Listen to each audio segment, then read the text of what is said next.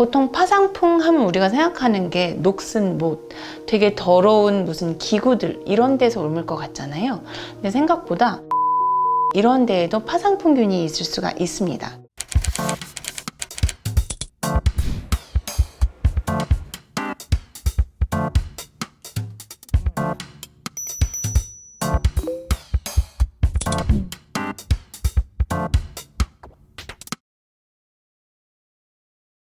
안녕하세요. 우리 아이를 위한 클릭 우아클의 김규환입니다.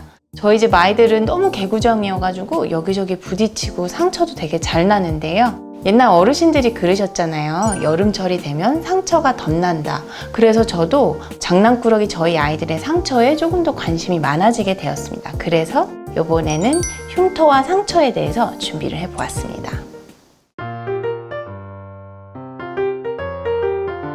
모기에 침에 제가 알레르기가 있어요. 그래서 모기가 물리면 엄청 가려운데 그 순간을 참지 못하고 긁기 시작하면 더 많이 붓고 그러면서 상처가 나고 그러면서 결국 거기가 나아지면서 피부가 좀 검게 변하는 경향이 저한테 있더라고요. 그래서 제 개인적인 팁은 첫 번째는 저희 비상약 편에서 말씀을 드렸었는데 모기가 물렸을 때 요즘 붙이는 스티커들이 굉장히 많이 나와요. 물론 거기서 조금 시원하게 하는 멘솔 그런 성분이라든지 가라앉게 해주는 성분 때문에 그런 것도 있지만 일단 거기를 긁지 못하게 붙여주는 것도 또 하나의 효과가 있거든요. 물리자마자 빨리 모기 스티커라든지 반창고 같은 거를 붙여주셔서 긁지 못하게 해주시는 게 제일 중요합니다. 두 번째로 일단 긁었으면 상처가 나지 않도록 아이의 손톱을 잘 관리를 해주시고 만약에 상처가 나면은 항생제가 포함된 연고를 바르셔서 2차 감염이 발생하지 않게 해주시는 게 가장 중요한 단계인 것 같습니다.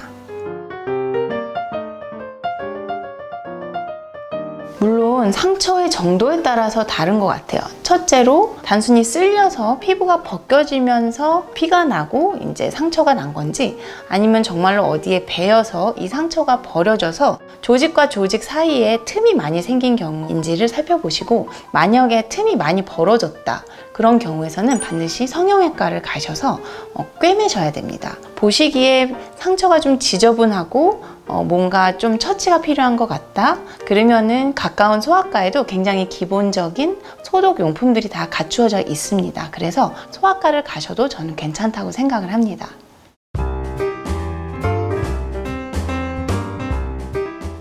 일단은 상처부터 말씀을 드릴게요. 굉장히 가볍게 긁히면 쉽게 말하면 살 껍질만 뜯어지죠. 피는 안 나고 이렇게 쓸리는 상처가 있는데 그런 경우에서는 흐르는 물에 깨끗이 소독을 해주시고 별다른 조치는 필요 없으실 것 같고요. 긁히면서 아주 조금의 피가 비쳤다. 그런 경우에서는 이제 저희가 상처하면 생각나는 연고가 두 가지가 있죠. 후시딘과 마데카솔입니다. 후시딘에는 항생제가 포함이 되어 있어요. 살균과 항균 작용이 있어서 감염의 우려가 있어 보이시는 상처면 후시딘을 먼저 사용을 하시고요. 피도 안 나고 굉장히 깨끗한 상처다. 그런 경우에서는 감염의 위험이 없다라고 생각이 되시면 마데카솔, 상처가 이제 아무는 데 있어서 재생에 조금 더 도움을 주는 물질들이 많이 들어있다고 그래요. 초기에는 후시딘, 감염의 위험이 없어지면 마데카솔을 바르시고요. 이 흉터를 없애는 연고는 원리들이 굉장히 많고 또 들어있는 성분이 조금씩 다르기는 한데 가장 중요한 것은 상처가 완전히 나은 다음부터 사용을 하셔야 되고 마사지도 꾸준히 잘 해주시고 꼼꼼히 맨날 잘 바르시고 최소한 2-3개월에서 길게는 6개월 이상까지도 꾸준히 바르셔야지 광고에서 보는 그런 드라마틱한 효과까지도 누릴 수가 있기 때문에 그러한 연고들의 차이가 있다는 것을 말씀을 드립니다. 가장 중요한 첫 단계가 있습니다. 바로바로 열을 식혀주는 거예요. 그래서 안에 들어가 있는 열기까지 충분히 빼주시는 게 중요하고요. 그 다음에는 항생제 연고를 통해서 2차 감염을 조금 줄여주시고 바세린을 같이 발라서 이 상처가 촉촉하게 유지하는 거가 굉장히 나중에 피부 재생이라든지 흉터에도 굉장히 좋은 영향을 끼치기 때문에 촉촉한 환경을 만들어 주실 것을 말씀을 드립니다. 진물이 많이 나고 피가 많이 났던 큰 상처인 경우에서는 이렇게 좀 두꺼운 폼 형태를 써주세요. 근데 이 폼 형태는 잘 떨어지거든요. 그래서 이 자체만으로는 혹시 활동을 하다가 떨어지실 수가 있어서 테이프 같은 걸로 위를 덮어주셔서 떨어지지 않도록 해주시는 게 중요하고요. 요거를 통해서 한 하루 이틀 정도 간격으로 보시면 얘가 진물을 빨아들이면서 굉장히 두꺼워질 거예요. 그러면 새 걸로 갈아주시면서 보시다가 진물이 거의 없어졌다. 그럴 경우에서는 이제 이렇게 얇은 수분 밴드로 갈아주시면 되는데요. 이렇게 얇은 것은 아까 보여드렸던 두꺼운 거에 비해서 접착력이 굉장히 좋아요. 그래서 이것만 사용을 하셔도 되는데요.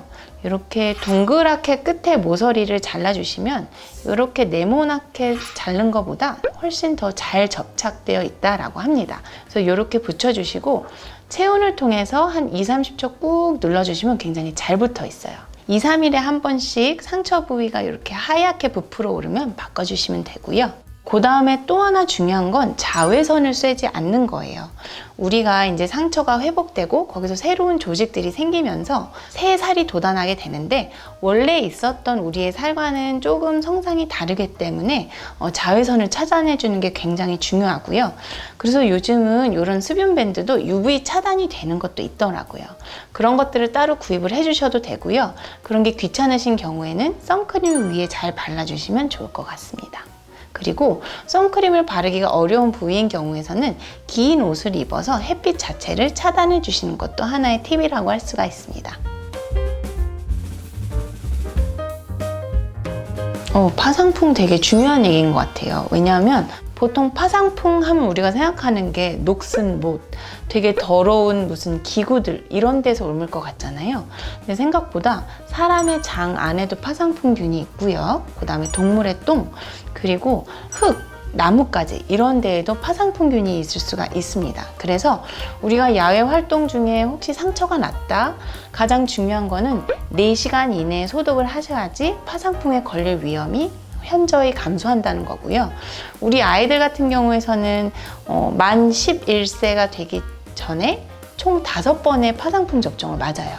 근데 만 11, 12세가 넘고 나서는 10년에 한 번씩 추가 접종을 맞아야 되는데 잘 안 하시는 경우가 많이 있거든요. 그래서 만약에 11, 12세까지 5번 접종을 잘 한 친구들 같은 경우에서는 정말로 심한 상처가 아닌 이상은 파상풍 걱정은 안 하셔도 되시고 대신 소독만 잘 해주시면 되고요.